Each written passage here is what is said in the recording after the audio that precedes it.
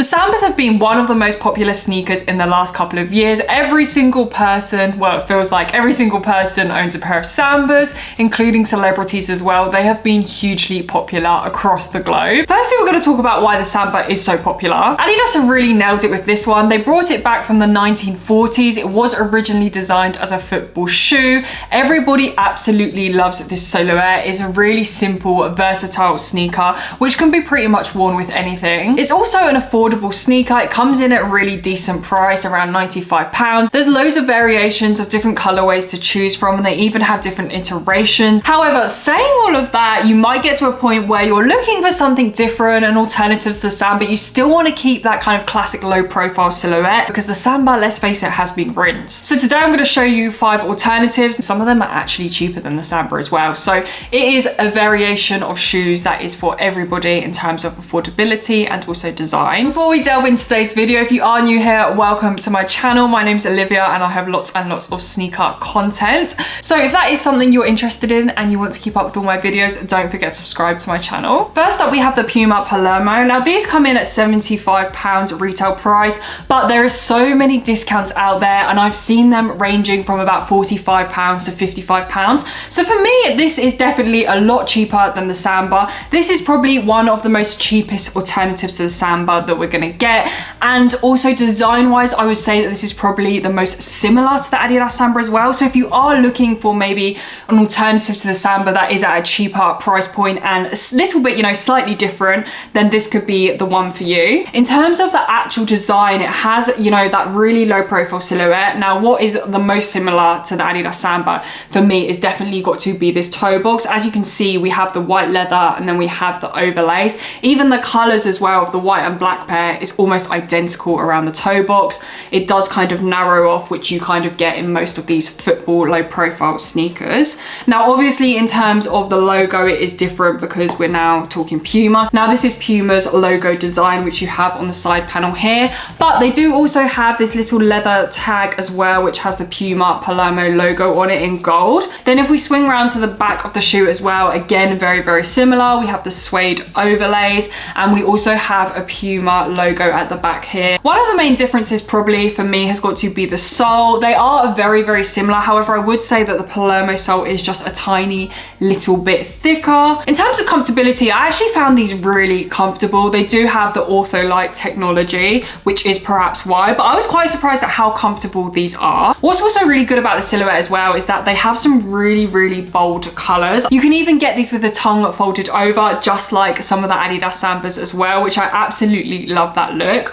For me, I feel like this is definitely underrated. If you are looking for something where you only want to spend about £50, which is kind of rare these days for most sneakers, then this is definitely a bargain to get, and you still have that low profile, minimalistic, simple trainer that will go with absolutely anything. The next pair is the Mexico 66s. These are a little bit more expensive than the Pumas and the Sambas. They come in at £135. This one is probably one of the ones that is quite different to the Adidas Sambas in terms of the design and the materials used. It does still keep that low profile silhouette, but instead it uses a range of different materials that do really make a difference. So on the upper, you have this really, really soft, thin leather. It's a very, very flexible shoe.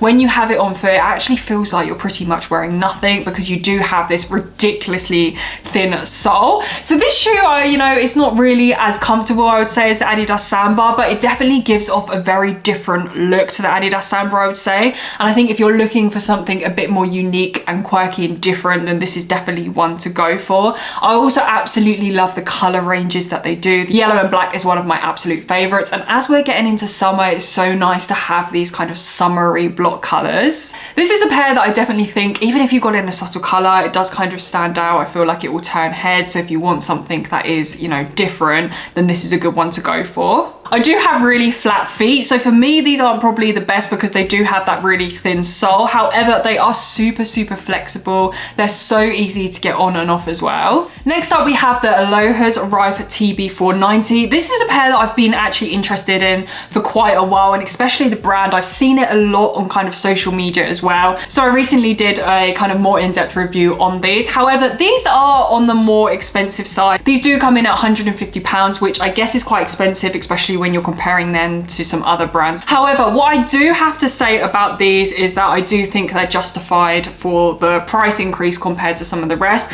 because the quality on these is very, very different, how they have been made. And I think kind of the brand in general just gives off a little bit more of a premium luxury vibe. As you can see, this is a low profile silhouette. However, I would probably say that these have a little bit more detail in them compared to the other silhouettes that we have reviewed as well. We do have a lot of kind of overlays in suede. Even taking a look inside the shoe, you do have a really premium leather quality insole. Personally as well, I do think that this shoe does look more expensive as well, just by looking at it. Now, they do have some absolutely beautiful colorways. Also, if you are looking for something a little bit more character, even a little bit more different, something that is definitely going to stand out, they do loads of different variations. I'm not even talking about colorways, I'm talking about extra details like fur, lace, frill. They also do the tongue folded over as well. If you're a fan of the collaboration that New Balance and Miu Miu did of the 530s, Alohas do a really similar pair in this silhouette. In terms of comfortability for these, they are pretty decent. As I mentioned, they do have that leather insole, so I feel like because they do have a bit better quality materials like the leather, they will take a little bit more time to wear in. Next, we have a new one from, again, a brand that I haven't really been that familiar with. It is the Diodora. Now, these are the Tokyos. These come in at £80, but again, I've seen them on discount for about £50, so that is relatively cheap. I really like the fact that this is a brand that has been revived and is now offering something new. As you can tell, I'm loving this pink color. Now, as you can see, this is a low profile silhouette. However, I would say it's a little bit different, especially around the toe box. It gives you kind of more of a boxy look. However, they are very minimalistic. There's not a lot going on with these. So on the upper of these, we have this suede.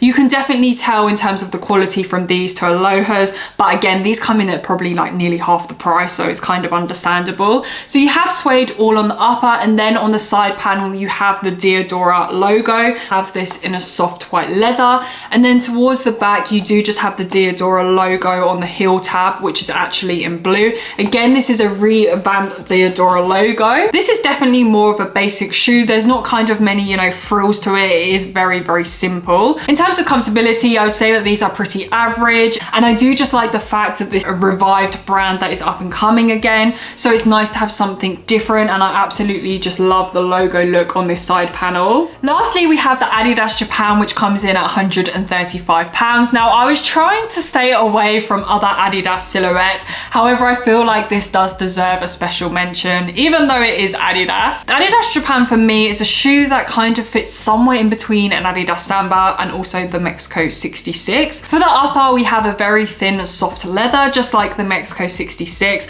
I got this in the brown pair, and I absolutely adore the colorway. As for the sole, you do have a really, really thin sole.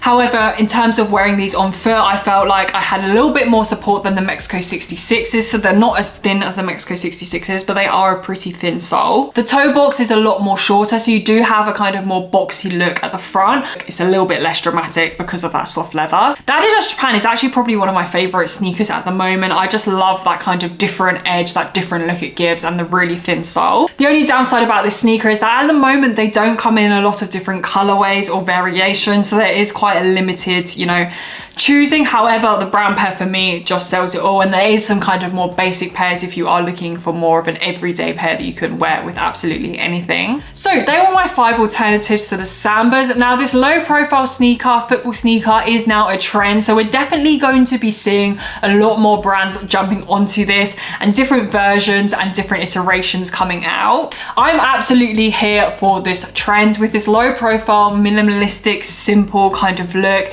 it becomes an everyday shoe with decent comfortability and something that you can wear with absolutely anything. Thank you guys so much for watching today's video. If you do have any other questions or comments, make sure you comment them down below. And also, if you have any more recommendations of this kind of low profile silhouette from any other brands, please feel free